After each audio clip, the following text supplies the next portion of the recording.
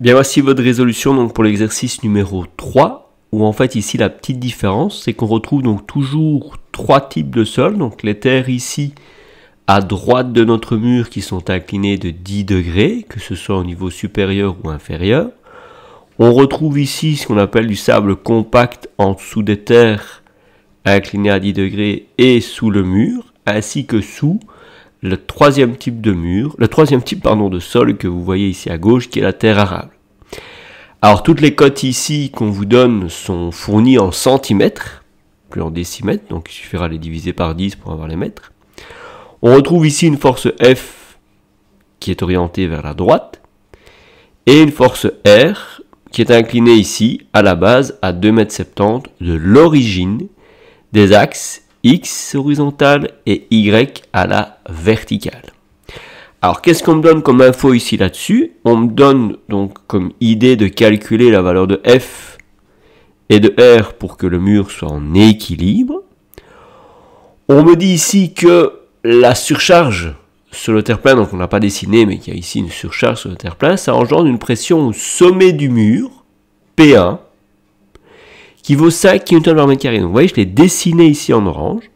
J'ai 5 kN par mètre carré comme pression déjà qui arrive au sommet du mur. Ok. Pour ce qui est de la pression à gauche du mur, on me dit aussi que la pression maximale des terres à droite du mur vaut P2. Et ça, c'est une valeur de 14,86. Donc je sais que le maximum que je donne comme pression à la base de mon mur, ça vaut 14,86. Vous allez dire, pourquoi est-ce que monsieur, la pression, on ne la met pas ici, à la base là? Si on la met là, ça voudrait dire qu'on a une pression qui démarrerait comme ceci, et qui irait jusque là. Donc moi, ce que j'ai fait, c'est que pédagogiquement parlant, je me suis simplifié la vie en me disant, mais la pression au max du mur, c'est ici, à la base du mur.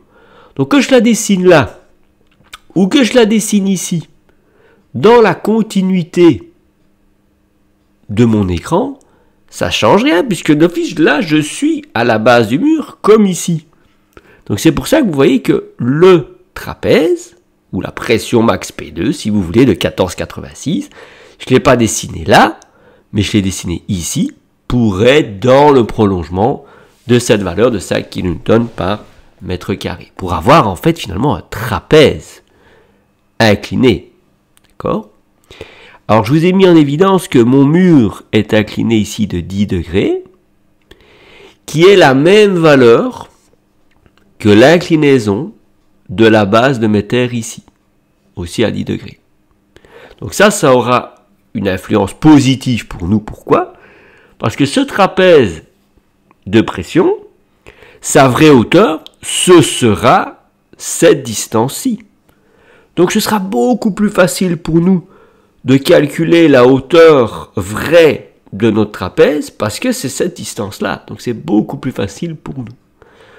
On nous spécifie que à gauche du mur, il y a une pression maximale 10 kN par mètre carré qui est ici, là en bas, et que le poids volumique du mur est à 23 kN par mètre cube. Alors première chose à faire dans le calcul, c'est calculer le poids du mur. Alors le poids du mur, il suffit de calculer la surface totale du mur et multiplier la surface par 23 kN par mètre cube ici. Alors pour trouver la surface totale du mur, qu'est-ce que j'ai fait? Vous le voyez ici dans le schéma, j'ai divisé le mur en trois surfaces. J'ai mis un rectangle horizontal, bien évidemment, numéro 1. J'ai mis un rectangle vertical, numéro 2. Et j'ai mis un triangle, numéro 3. Et donc là-dessus, qu'est-ce que vous voyez? Vous voyez en fait que la partie principale à calculer, c'est le triangle numéro 3 que je vous ai détaillé ici. Je sais que j'ai une hauteur de ce triangle de 3,80 m, une inclinaison de 10 degrés. Et comment est-ce que je vais faire pour trouver la surface? Il faut que je fasse base fois hauteur sur 2, mais la base, je ne la connais pas. C'est pas grave. Si je connais mon angle et la distance, comme j'ai un triangle rectangle, la distance horizontale, par la trigonométrie, je vais me dire que la tangente de 10 degrés, c'est la distance que je recherche x divisé par la hauteur de 3,80 m. Donc d'office, le 3,80 m, je le fais passer là, il devient multiplicatif.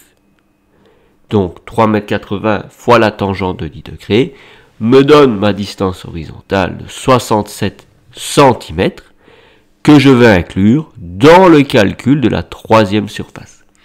Donc si on doit, entre guillemets, mettre des couleurs ou des flèches, peu importe, ben je vais dire que la surface 1 ici, donc ça, cette surface-là, c'est ça. Ici. La surface 2, ici.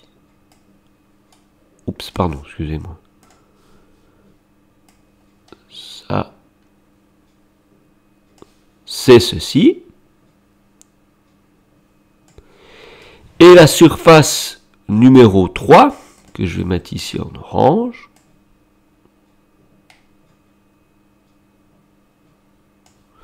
c'est tout ça. Comme ça, vous avez les trois surfaces. Qu'est-ce que c'est dans la réponse ici finale obtenue? Ça va? À part ça, je vois pas d'autre chose à expliquer sur le poids du mur. Alors la force 2, c'est Rx, c'est la distance ici, enfin c'est la force horizontale, ben, je la connais pas. Ry ici verticale, je la connais pas non plus. Et F, je ne la connais pas non plus. Donc j'ai pas 36 000 solutions. Tout ce que je viens de calculer ici, ça reste ce que je peux calculer. Maintenant, je vais m'attaquer dans ce trapèze-là au calcul de la résultante de ce trapèze. Ben, pour trouver le calcul de la résultante, j'ai pas 36 000 solutions, il faut que je trouve la vraie hauteur de... Alors normalement, ça doit être le trapèze à deux chargements, donc barrez-le bien. Ici, si c'est encore écrit, si c'est plus écrit, ben parfait, si j'ai fait le changement, mais normalement, ça doit être le trapèze ici. Si c'est modifié, tant mieux, hein, mais si certains étudiants ont des versions qui ne sont pas mises à jour, c'est important de le vérifier et de bien mettre que c'est le trapèze de chargement. Alors là-dessus, qu'est-ce que vous voyez? Ben, vous voyez qu'en fait, moi, je ne vais plus partir de la petite hauteur ici de 3,80 m, mais comme mon trapèze va jusque tout en bas, ben, je vais prendre non plus 3,80 m, mais 4,20 m pour calculer la vraie distance, on va dire oblique, hein, mais c'est la vraie distance quand même, de mon trapèze de chargement. Et là, ben, je vois que j'ai toujours l'angle d'inclinaison de 10 degrés, la distance verticale de 4,20 m. Donc pour trouver la distance h, je fais cosinus de 10 degrés. Pourquoi cosinus? Ben parce que j'ai le côté adjacent à l'angle. Donc si j'ai le côté adjacent, ben je vais avoir la fonction cosinus à prendre de l'angle. Donc cosinus de 10 degrés, c'est le côté adjacent à 4,20 sur la valeur de l'hypoténuse. Où est l'hypoténuse? Ben ça tombe bien, c'est la distance h que je recherche. Et h, je trouve 4,625 mètres. Donc, pour trouver cette notion de résultante, vous le voyez, ah pardon, je vais devoir ici trouver ça. Pour trouver la résultante P1 de ce diagramme trapézoïdal, je vais faire la surface de ce trapèze. Et donc, je vais faire grande base, ben, c'est la pression P2 14,86 kN par mètre carré, plus la petite base 5 kN par mètre carré, fois la hauteur oblique, mais qui est la vraie hauteur, de 4,625 mètres. Et là, j'arrive au 42,35 kN. Alors, ce qui est important de visualiser ici là-dessus, donc si j'efface maintenant ce que j'ai mis en place par rapport au trapèze, comme ceci, voilà, je m'aperçois dans mon calcul ici que pour trouver la composante PAX et PAY, je fais le même raisonnement que ce que j'ai fait tout à l'heure. Donc si je dois dessiner mon trapèze, entre guillemets, qui s'applique sur mon mur, alors je dessine pas bien du tout, je suis vraiment désolé, mais je fais ce que je peux là-dessus, je vais avoir le trapèze qui est ici, comme vous le voyez, là-bas, là j'ai 5, là ici j'ai 14,86. Je vais avoir la résultante P1 ici, qui va être inclinée de 10 degrés. Pourquoi?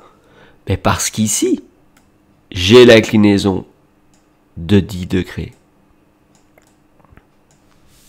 Donc d'office, P1 suivra l'inclinaison de votre base du trapèze de pression.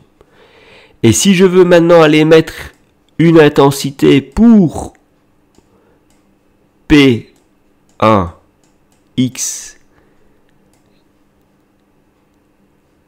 et P1Y, qu'est-ce que je dois faire? Je dois faire la projection de P1 dans ce qu'on pourrait appeler en fait un genre de triangle comme ceci.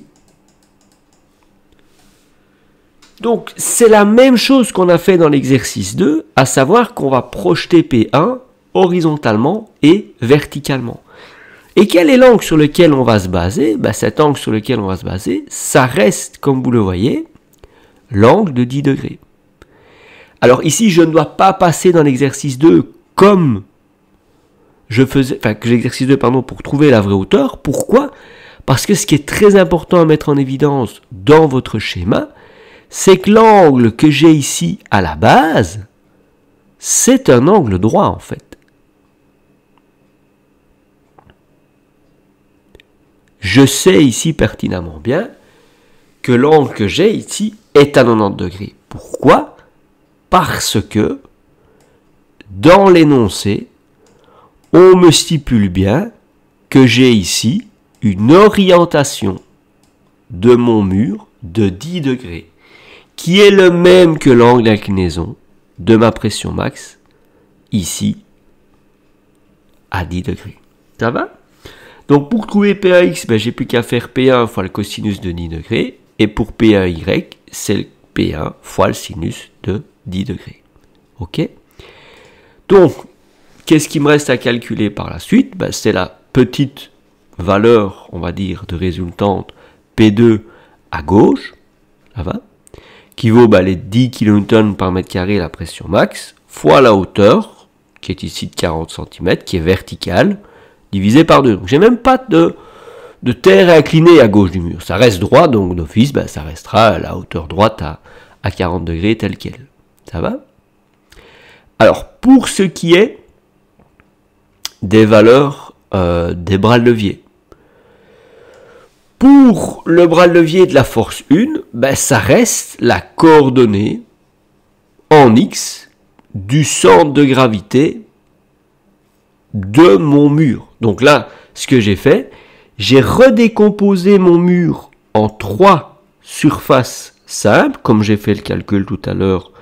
La surface donc de, je vais garder ici le schéma, la surface de mon rectangle horizontal, de mon rectangle vertical et de mon triangle. Donc en divisant ça en 3, je calcule les coordonnées en X et les surfaces, j'additionne la multiplication chaque fois des deux, je divise par la surface totale et j'obtiens la valeur que vous voyez ici à 1,525 m. Donc ça, je vous le dis, c'est juste un transfert de la formule générale pour trouver la coordonnée en X du centre de gravité d'un sort complexe. Il faut décomposer votre corps complexe en un corps simple. Donc, je peux, si vous le souhaitez, redessiner le mur. Ok. Ça ne changera pas grand-chose au schmilblick. Mais voilà.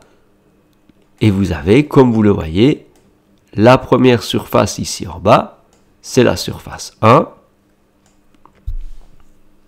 Alors cette surface 1, normalement, vous l'avez ici telle quelle.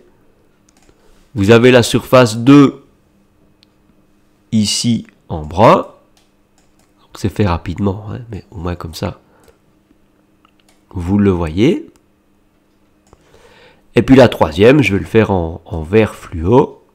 Ça passera mieux. Comme ceci.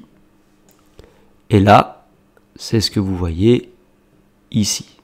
Ça va? Comme ça, vous avez tout le détail. Pour ce qui est maintenant de la valeur de Rx, ben Rx passe par l'origine.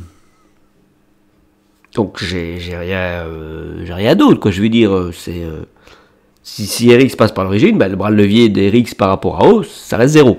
C'est très simple. Pour Ry, les 2,70 m, ben, il suffit d'aller regarder le schéma de départ et je vois qu'à 2,70 m en horizontal, je passe sur le point d'application de R, donc de Ry. Là, j'ai rien. J'ai rien d'autre à donner comme info dessus. Pour la force 4, ben là, forcément, c'est la même chose. C'est le bras de levier qui est donné dans l'énoncé. Alors, pour ce qui est le bras de levier de PAX et PAY, là, on va s'accrocher parce que là, c'est tout l'explicatif qu'il y a là en dessous. Et là, il faut que je passe du temps avec vous pour essayer de vous faire comprendre ça.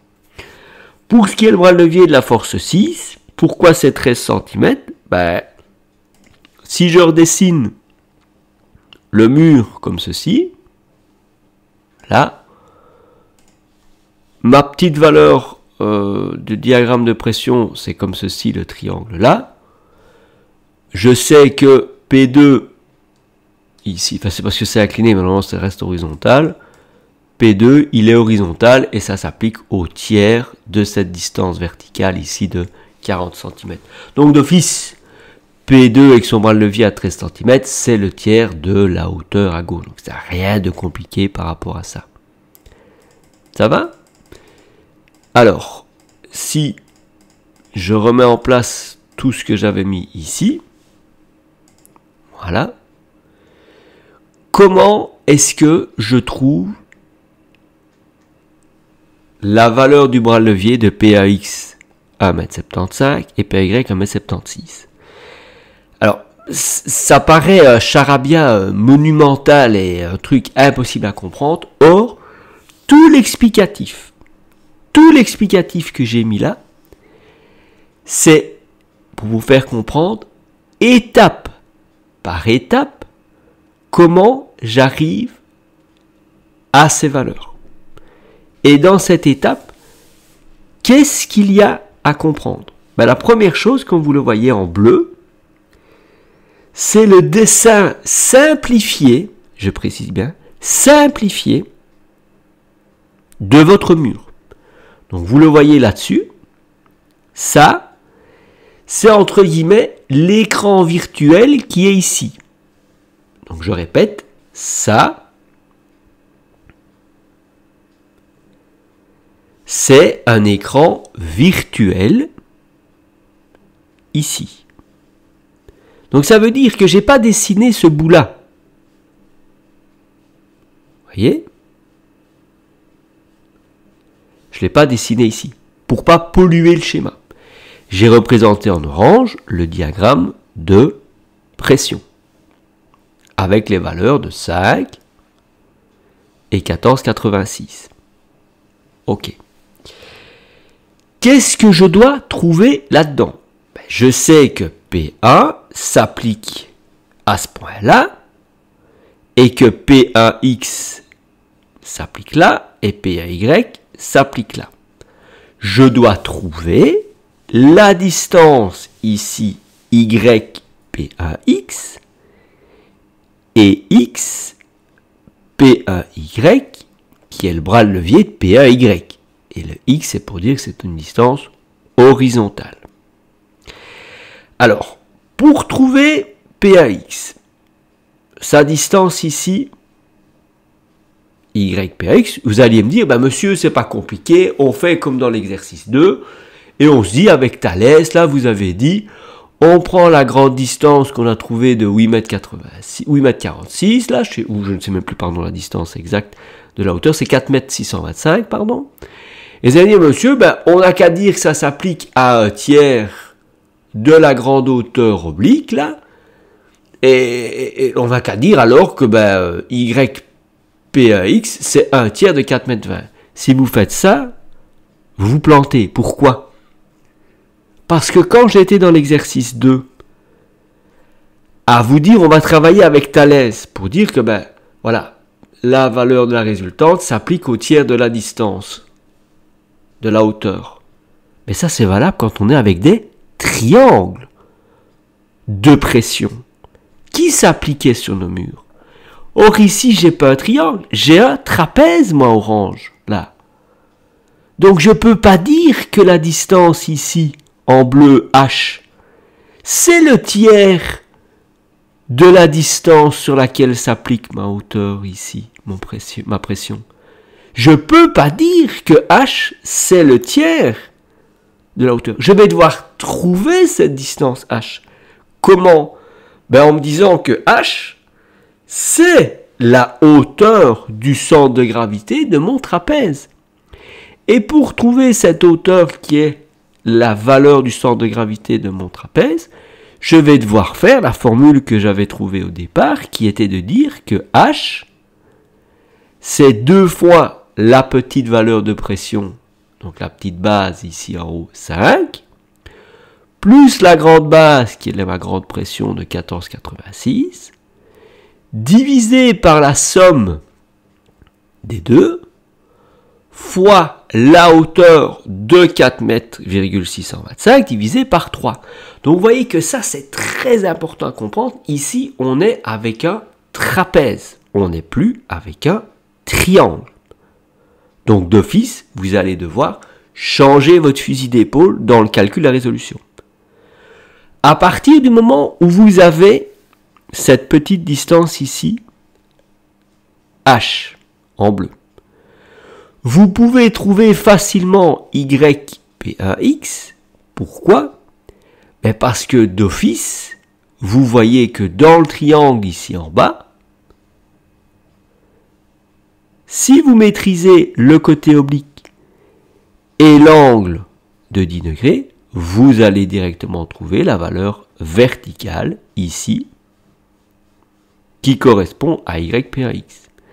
Et donc le cosinus de l'angle ici de 10 degrés, c'est le YPAX là-bas, divisé par l'hypoténuse du triangle, qui est le H que je viens de trouver là-bas, à 1,78 m.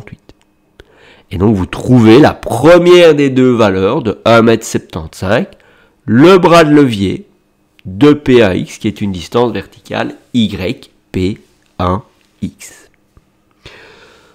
Pour ce qui est de la deuxième, vous allez me dire ici le XPAY. Comment on va faire ce machin-là? Ben, on va partir d'une chose assez simple. On va se dire XPAY. Si je dis que cette distance totale, que je vais appeler H, moins la petite distance ici, brune, que je vais appeler B, ben ça va me donner la distance que je recherche. Mais comment trouver B et comment trouver H? Ben on va se dire la première et la plus facile à calculer, c'est la distance B en brun. Pourquoi? Ben parce que B, c'est la troisième distance du triangle ici, où je connais H, l'hypoténuse 1,78 m, et où je connais la distance verticale YPAX. Donc je peux connaître B. Ça, c'est direct, ça. C'est le théorème de Pythagore. Donc je trouve la valeur de B par Pythagore en disant que c'est H au carré égale YPAX au carré plus B au carré. Et donc B, je le trouve directement à 33 cm.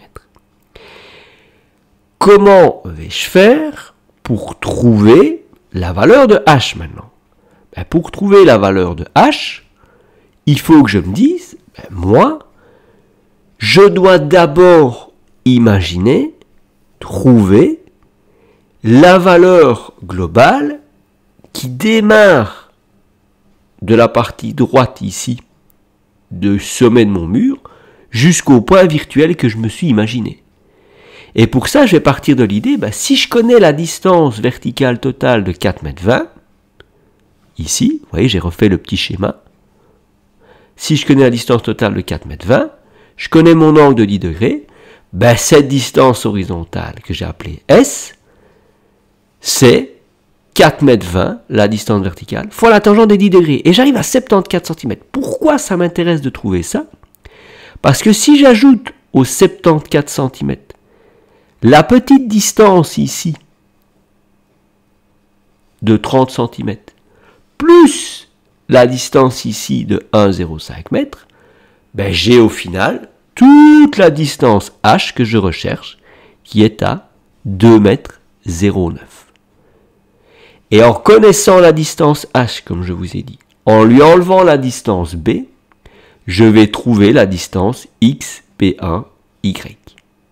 Et j'arrive au 1,76 m que j'ai trouvé ici. Ça va? Donc vous voyez que c'est très compliqué pour les étudiants de passer par ces étapes de calcul, mais ça vous permet d'avoir tous les détails qui sont donnés dans ces deux valeurs-là. Ces deux bêtes valeurs, à 75 et à 76, on a l'impression, quand on les voit comme ça direct, qu'on les trouve, mais en claquant des doigts et en disant, ben voilà, c'est bêtement un tiers de la hauteur, horizontale et verticale. Et non, que dalle. C'est beaucoup plus complexe que ça. Mais moi, mon but, ça a vraiment été ici de vous montrer tout le schéma et toutes les étapes. Donc, il y en a une, deux, pour arriver à y par x. Et pour x p à y, ben, il y en a une qui m'amène b. Il y en a deux qui m'amènent s. Il y en a trois qui m'amènent h. Et il y en a 4 qui m'amènent x par x. Donc vous voyez qu'il y a une, deux étapes pour y par x.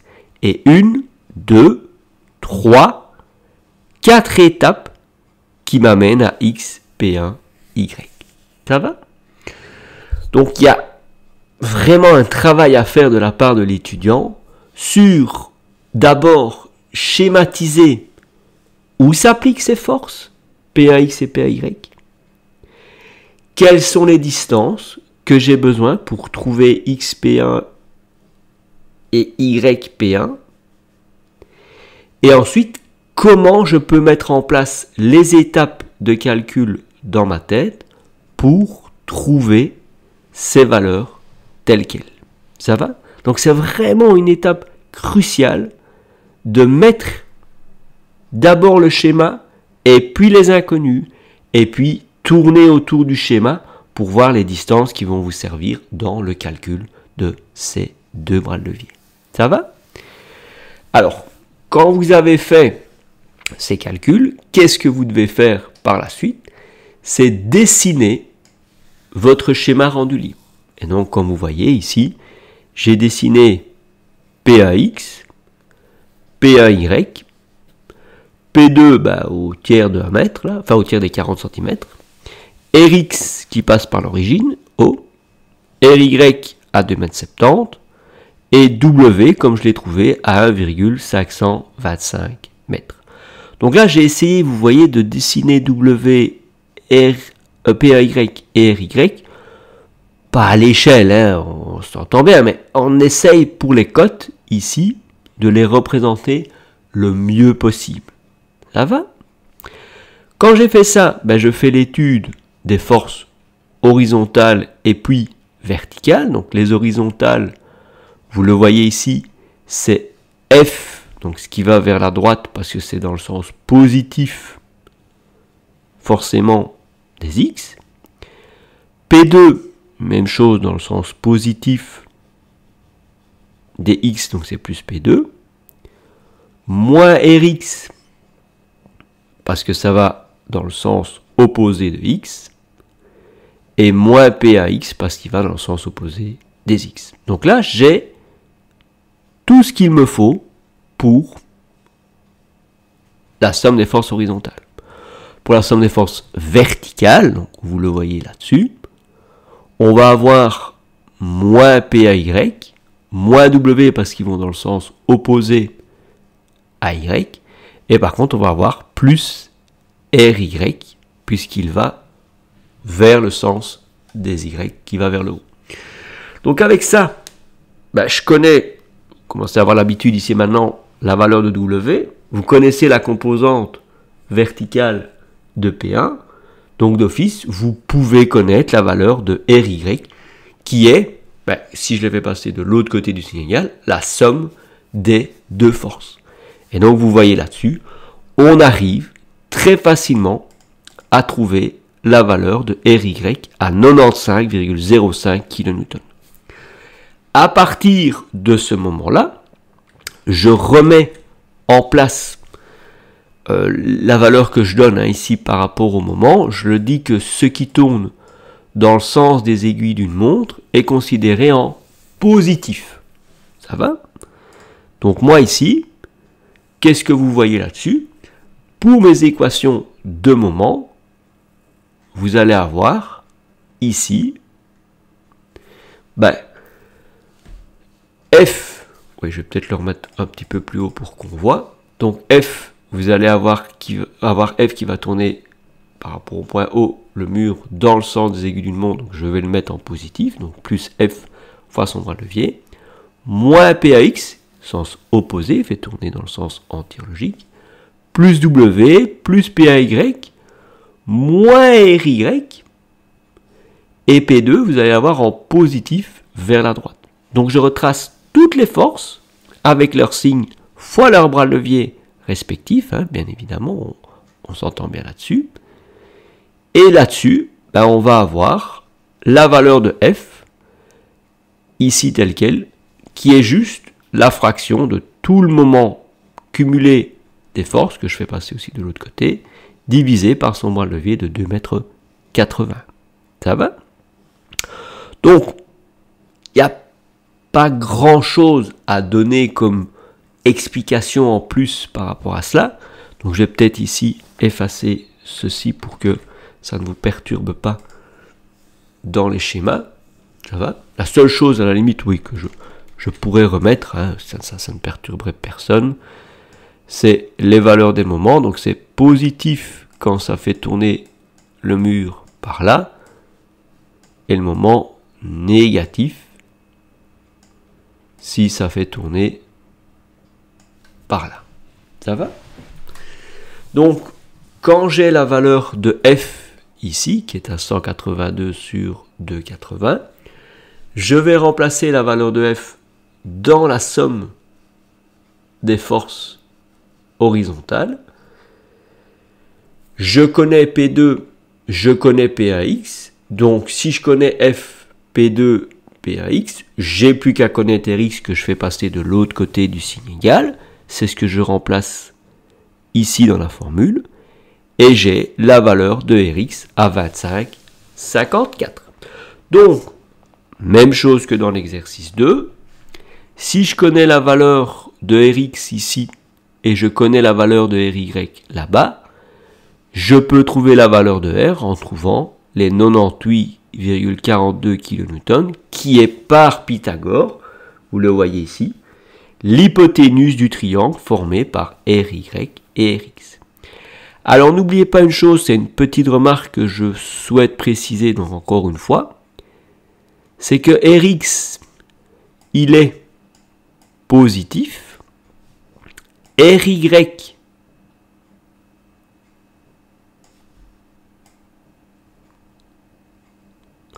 il est positif.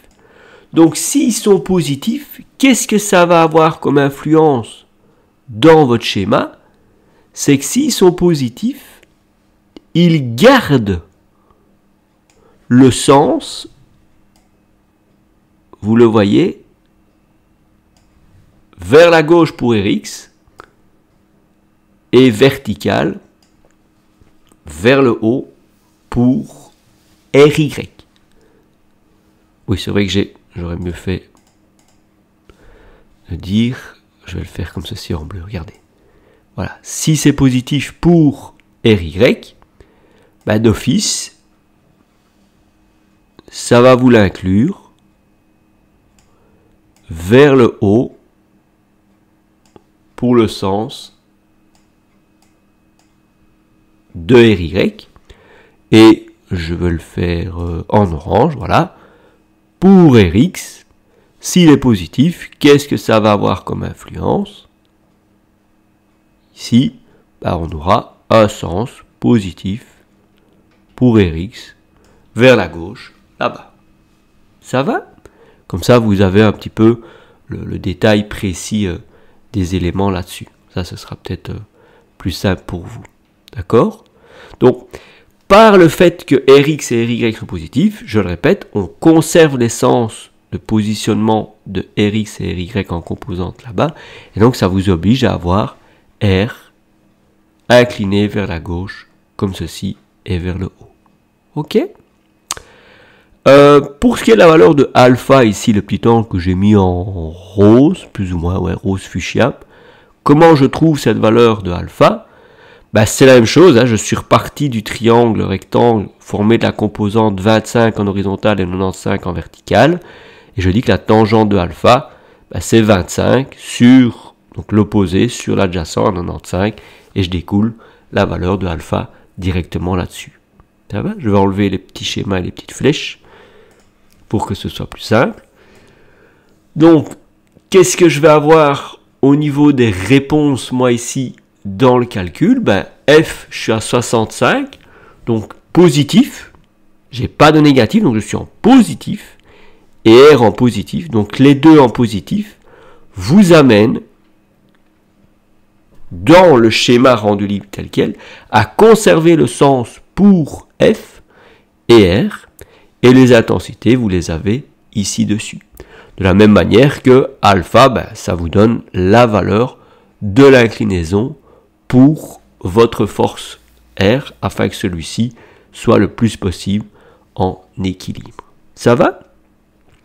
Donc, dans ce calcul-ci maintenant, si je dois vraiment vous donner la consigne générale qui est l'aide par rapport à l'explicatif global du système, c'est que ce qui est vraiment difficile ici pour les étudiants, d'abord c'est de calculer le poids du mur, parce qu'il faut trouver la petite surface du triangle à droite dans le trapèze qui est vertical du mur. Donc ça, c'est la première petite difficulté. La deuxième difficulté vraiment importante, c'est de voir que votre résultante, ça dépend de la vraie hauteur du trapèze, qui est la concordance avec la vraie hauteur de votre trapèze. Donc ici, si je vous le refais ici une dernière fois, votre mur est comme ça, et ce qui est important, c'est de voir que cette distance que je vais dessiner en vert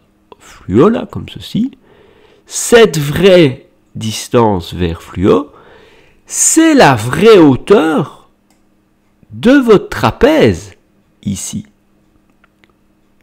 Pourquoi?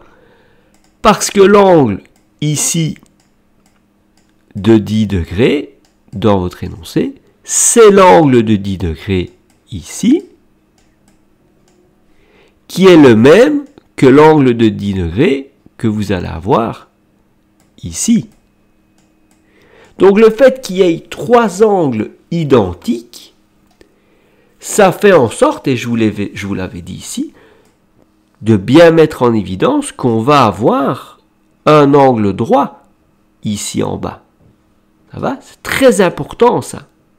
Et donc il n'y a pas besoin de se casser la nénette à essayer de chercher une autre distance de hauteur. Elle est là, la vraie hauteur, en vert fluo. On l'a directement. Ça va? Donc ça, c'est important à bien visualiser. C'est la deuxième chose. La troisième chose, ce qui est très compliqué, c'est d'aller chercher toujours encore une fois ici la valeur vraiment des bras de levier pour PAX et PAY. Hein. Quand vous avez PAX ici, je dessine mal, pardon, là-bas, vous avez PAX et PAY,